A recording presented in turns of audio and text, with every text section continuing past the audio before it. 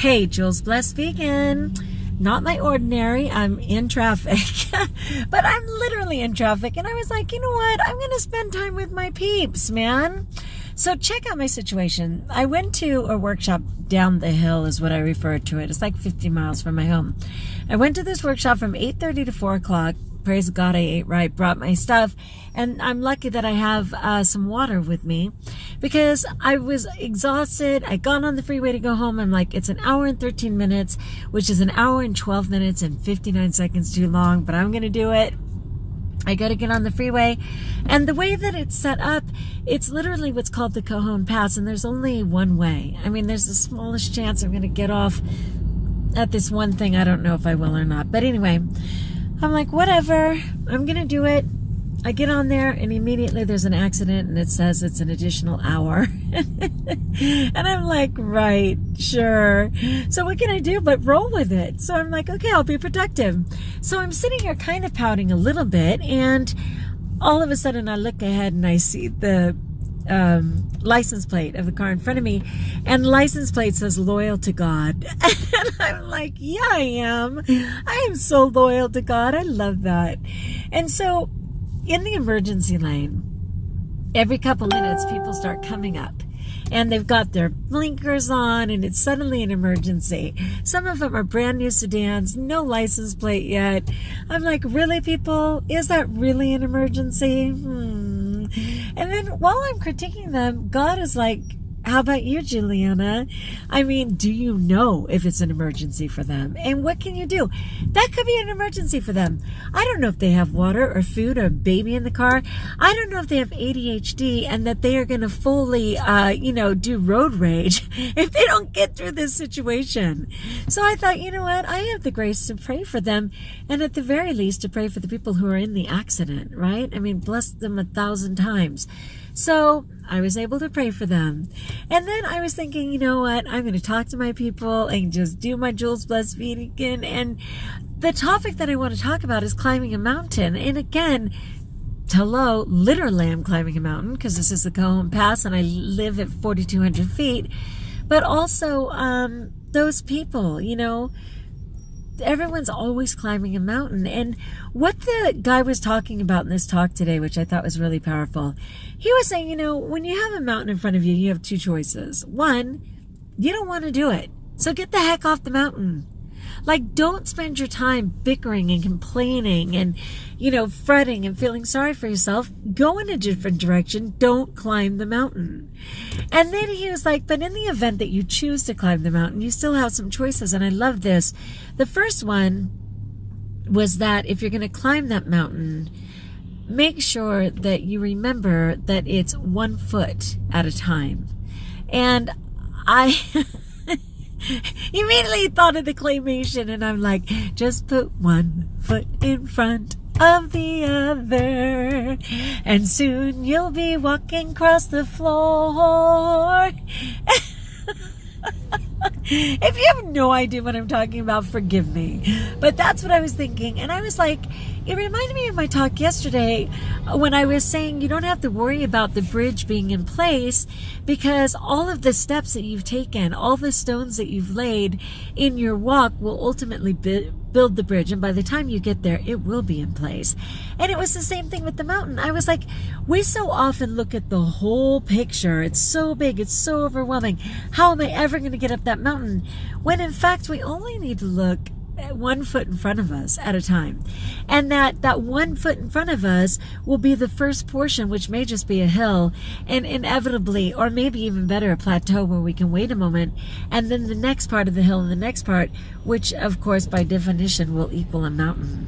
So I thought, I so often overwhelm myself to the point of being paralyzed and not even wanting to do it because the picture is too big. Speaking of too big, I'm stuck between these trucks. It's all right. God's on the case. All right, so I'm being boxed in by major trucks because I'm trying to stay to the right just in case I can get off. So then the other thing was, if you choose to be on that mountain, when you are too exhausted or it's too overwhelming, you can stop. You're still on the mountain, you're still on your trek, but you can literally step aside for a moment to take a breath, to assess where you are. But here was the most important thing, and I love this. It was to take a moment and look back and see how far you've come. How far have you come? How many steps?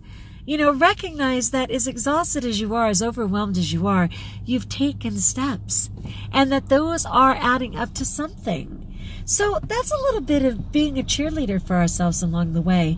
But I was like, okay, what are my mountains right now? I have a lot of personal mountains, but regarding my health, right? So I was like, okay, one mountain is just wanting to choose to eat correctly, and ideally a raw vegan diet, which just works for me. It doesn't provoke me. It nourishes every cell in my body, and it just works for me. So that's one of them, choosing to do that. Another one is my word of the year. I decided it was a year instead of just the 1 month reset. But my word of the year, which is accountability. What am I doing to show that I'm accountable to myself, to my prayer life, to my husband, to my family, to my world? So kind of just looking at that. And then also this just kind of growing discontent I have right now, which there's so many things to be blessed and grateful for. But I think when we're discontent, it's because we're not necessarily hearing the Lord and what his plan is for us. I'm a person who has to have creativity in my life. I have to have laughter and joy in my life. And to be fair, that's why I went to this workshop.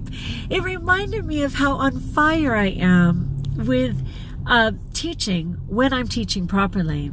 When I'm not just in the negativity of it or buying into the negativity, but remembering how much fun it can be. And that's what this was for me today.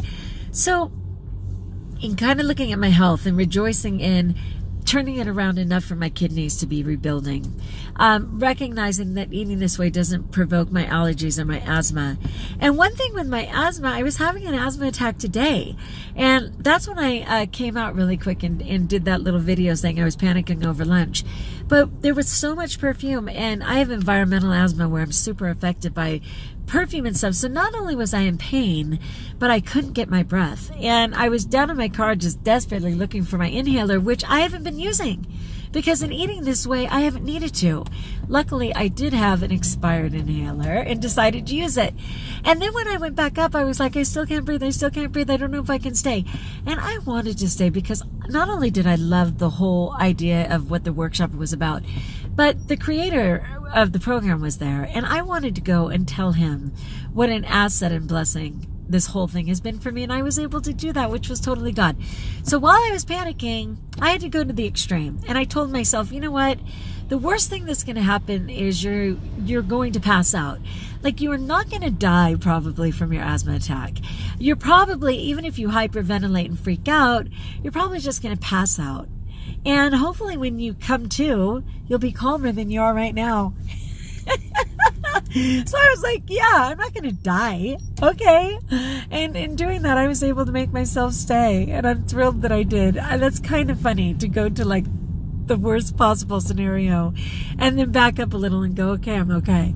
Pretty funny. Anyway, so yay, what is your mountain? Are you going to get the heck off the mountain because you have no desire to do it? Or are you going to go ahead and pursue that mountain and say, I'm going to take my breaks, I'm going to look back and see where I came from, and I'm going to put one foot in front of the other, because that really does add up, right? I think you can tell it's starting to get dark, so I'm going to have to hang up, but I was pretty much done anyway. Thanks for listening, people. Thanks for checking in. Like if you like, join us if you haven't, and let me know, where are you with your mountain, right? And until we talk again, my friends, be blessed.